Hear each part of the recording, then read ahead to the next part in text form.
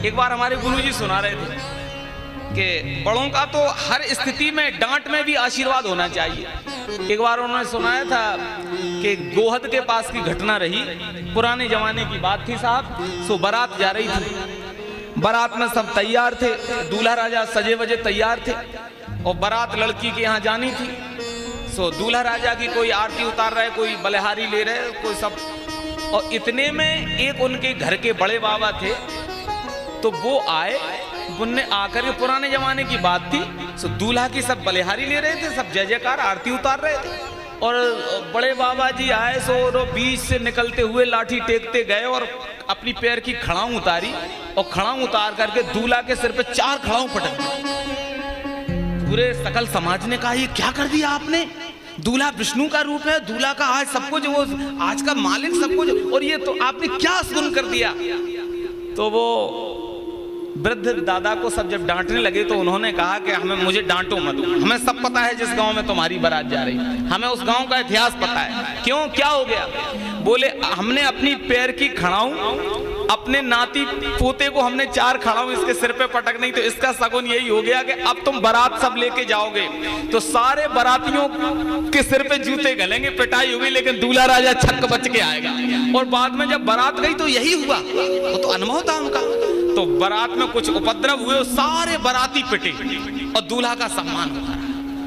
तो बड़ों का जो अनुभव है, बड़ों का तो डांट भी आशीर्वाद मानना चाहिए हमें। एक बार क्या हुआ, एक बारात गई तो बारात में लड़की वाले ने फरमान जारी कर दिया कि भैया बारात में कोई बुढ़ा नहीं आए, बारात में कोई बुढ़ा नहीं आए।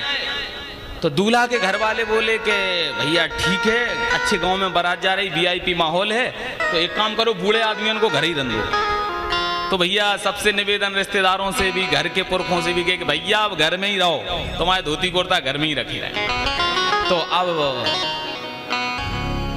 सब तो मान गए, लेकिन दूल्हा के नाना नहीं माने। जब सब बूढ़ों से कहा गया कि नाना तुमको नहीं जाना है, तो नाना, अब इनका नाम ही नाना, तो नाना कहे ना ना ना ना, हम मानने वाले नहीं, हम तो चलेंगे।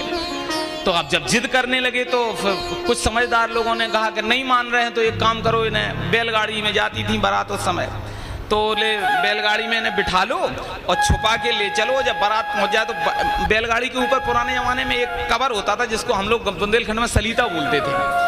तो जब बारात बैठ गई तो सलीता में उसको उनको बूढ़े नाना जी को ढक दिया। अब बारात लड़की वाले के यहाँ टीका के लिए, जयमाल के लिए जाने लगी। तो लड़की वालों ने कहा कि भाई देख के आओ, बुढ़ा तो नहीं है कोई। तो लड़की वालों के पक्ष के लोग स्वागत के लिए आए और चेक कर गए कि कोई बुढ़ा कोई नहीं है।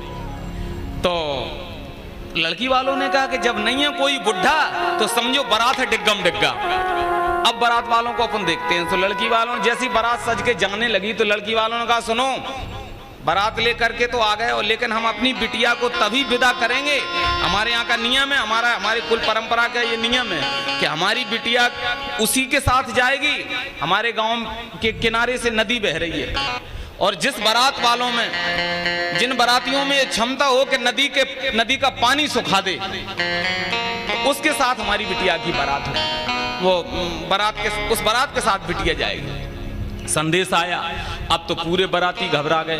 बारातियों ने सोचा कि नदी का पानी कैसे सूख जाए, अब कोई साधारण बात हो, तो नामुमकिन बात है कि नदी का पानी कैसे सुखा दिया जाए। तो लड़का वालों ने खबर भेजी कि आखिर आप क्या कहना चाहते हैं। तो लड़की वालों ने दोबारा से कह दिया कि हम ये कहना चाहते हैं कि हमारे गांव के किनारे से नदी बह रही है, पानी बह रहा है इस नदी में, हम लोग, हमारा ये फरमान है या निवेदन है कि नदी में जो पानी बह रहा है, पानी की जगह दूध जो बहा देगा उसी के साथ हमारी बिटिया जाएगी। अब और परेशानी के भैया पानी की जगह दूध कौन बहाए, और बोले दूध की धार नहीं बहा सकते हो तो बारात अपनी जैसी की तैसी लौटा ले जाओ। अब पूरे बाराती उदास हो गए, रिश्तेदार, दूल्हा बेचारा अलग रो रहा कि हे भगवान फिर आए ही काय को आते, जब यहाँ से ऐसे ही जाना है। तो जब ऐसी समस्या हो गई तो फिर वो जो नाना उसमें बैठे थे बोरी में बंद, उन्होंने आराम से कहा, काय भैया कितनी का दे रहे हैं? तो बाराती बोले अरे तुम्हें कितनी बार देर की पड़ी है, ये ना देने पड़ रहे हैं। वो कह रहे हैं कि नदी में पानी की जगह दूध की धार बहाओ, और नहीं बहा सकते तो खाली जाओ। तो नाना जी ने कहा तो क्या कुछ विचार उपाय आया? तो बाराती बोले कि कुछ उपाय नहीं, ये कोई साधारण बात थोड़ी है कि पानी की जगह कोई दूध बहा दे। तो नाना बोले चिंता मत करो। बोले चिंता मत करो, कुछ उपाय है क्या?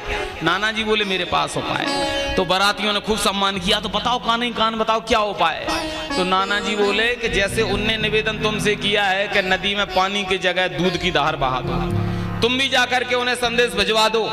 तुम ये कह दो कि नदी में पानी की जगह दूध की धार तो हम बाराती बहा देंगे, लेकिन हमारी भी एक शर्त है कि हम भी बराबरी उसी से करते हैं। दूध की धार बहाने के लिए हम बाराती तैयार हैं, लेकिन हम लोगों की एक शर्त है कि दूध तो हम तब बहाएंगे, पहले तुम पानी की धार को बंद तुम कर दो, दूध की धार हम बहा देंगे। जाओ ये संदेश तुम दे दो।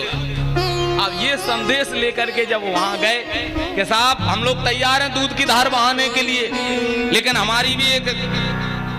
हमारा भी निवेदन स्वीकार कर लिया जाए। क्या? बोले निवेदन ये है कि दूध के प्रबंध हो गया हमारे यहाँ, दूध की धार बंद नहीं होगी जब तक आप नहीं कहोगे, तब तक पूरा दूध का प्रबंध है हमारे यहाँ। लेकिन नियम ये है हमारा भी निवेदन ये है कि पानी की धार पहले बंद तुम लोग करो, और पानी की धार तुम बंद कर दो, दूध की धार बहाना चालू हम कर देते। सोई वह गांव लड़की वाले समझ गए कि भैया जहाँ में कहीं ना कहीं कोई ना कोई बुढ़ा छुपा हुआ है, हो ही नहीं सकता। नहीं ये काम पेंट पतलू वाले कहाँ कर सकते थे ये काम। तो उस समय ऐसे जो गुरुदेव से सुना था उस समय, ये पुराने जमाने की बात, तो ये बात सही है। जहां अपने बुजुर्गों का सम्मान होता है, माता पिता का सम्मान होता है, बड़े बूढ़ों की जहां आज्ञा ली जाती है, उनके अनुभव जो होते हैं वो जीवन में उतारने वाले होते हैं। इसलिए हमारी भारत की जो संस्कृति है, हमारी जो सभ्यता है, हमारी संस्कृति माता पिता का सम्मान करने वाली संस्कृति है, बड़ों का सम्मान करने वाली संस्कृति।